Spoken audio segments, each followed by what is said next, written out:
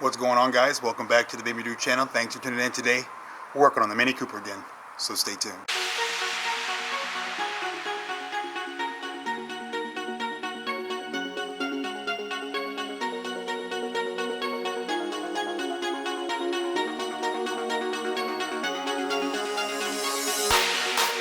Alright guys, as you probably read in the title, today we're changing out the valve cover on the Mini Cooper. There's a few telltale signs that tell you when it's time to change the valve cover. You're not necessarily going to get a check engine light for something like this. This is actually one of those issues that creeps up on you over time. But there are some visual cues, and I'm going to show you what those are, and I'm going to show you how to replace the valve cover. Alright guys, as you can already see, I've already begun to take apart some of the components on the inside of the engine bay. I feel that I don't really need to show you guys this over and over, but if those of you who don't know how to take off your intake piping and all your other components, you can check out one of my older videos and you can find out how to do that there. Earlier I was expressing that there are some visual cues that let you know that your valve cover is going bad.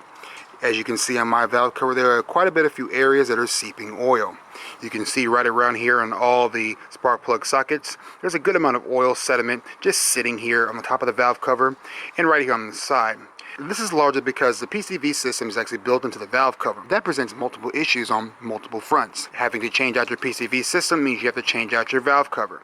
Now, I have since installed an oil catch can on my car, and that's one of those things that can kind of prevent and kind of help maintain your PCV system, but in my case, mine was pretty much on its way out before I installed the oil catch can. As you can see on this side, it's a lot more glossy and it's a lot wetter on this side. That's because this is the turbo side of the PCV system. This side of the system sees a lot of positive and negative pressure on the crankcase system. Thus is the reason why this side would be messier than the other side. Now, unfortunately, in my case, there were no telltale signs. There were no check engine lights. There was no actual issues with running on the vehicle that actually gave the indication that it was time to change this. Some of you individuals have been complaining about oil smells inside the cabin, and oil sitting on top of the valve cover could possibly be one of your ailments. For the purposes of today's video, I want to show you guys what you need to check in order to determine if it's time to change your valve cover and how to change it out. It's very simple. You don't need any special tools. We should be able to take care of this in under an hour's time, so let's get to it. So the tools and materials you need for this job is fairly simple. You need a wrench with a 10mm socket on it, and you need an 8mm, and I'm using some Permatex Ultra Black gasket maker for the corners of the valve cover gasket. And last but not least, you'll definitely need a brand new valve cover. You can pick these up off of eBay for a decent price. The OEM units are fairly expensive, but I have since found a great alternative. I will leave a link down in the description down below, but I paid a mere $140 for this valve cover, and it's brand new and OEM quality. Make sure you check the link down in the description below if you want to get one of these.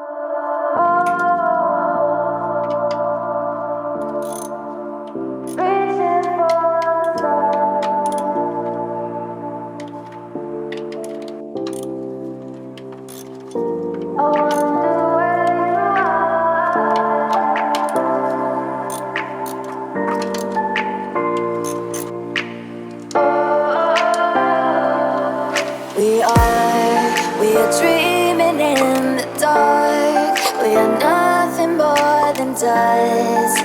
Search but you stay lost. We are reaching for the stars, but we're making this too hard. And I wonder where you are. Mysterious,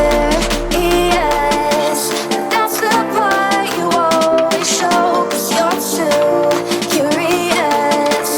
Maybe you should take it slow. Mysterious, that's the part you always show, 'cause you're too curious. Maybe you should take it slow.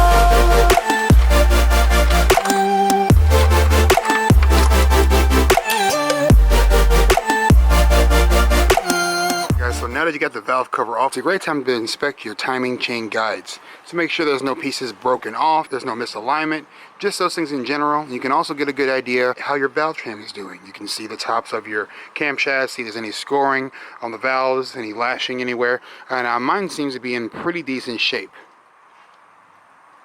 Alright, so now that I've checked that out, I've got a shop rag. I'm just going to clean up all the surfaces around the head, the cylinder head here. I'm going to reinstall the valve cover gasket. As you guys probably know if you're watching any of my older videos, I've recently changed the valve cover gasket in the last 3 to 4 months, so I'll be reusing that gasket.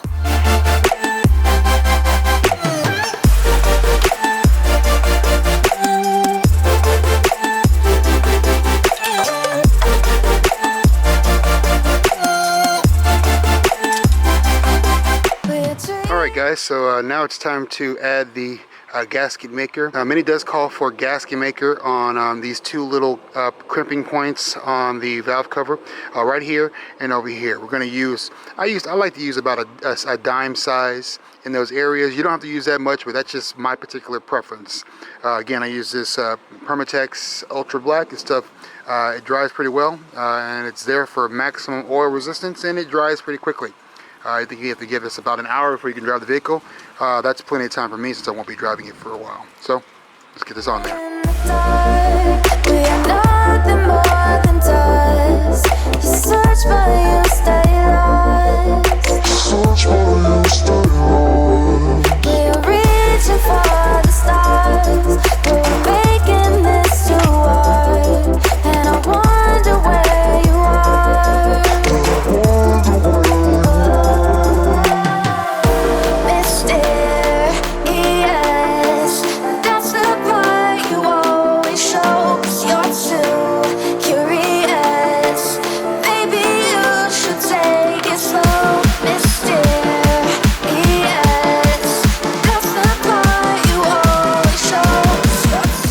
So now that I have the valve cover in place, I like to leave the valve cover sitting still for about 15 minutes to let the gasket maker adhere to the gasket itself. That should be ample time for it to harden, enough for you to put some pressure on it. You don't want to torque down on it right now while it's still wet. You just squeeze out all the gasket maker out onto the sides of the valve cover. So I'm going to wait about 15, maybe 20 minutes total, come back and put it all back together.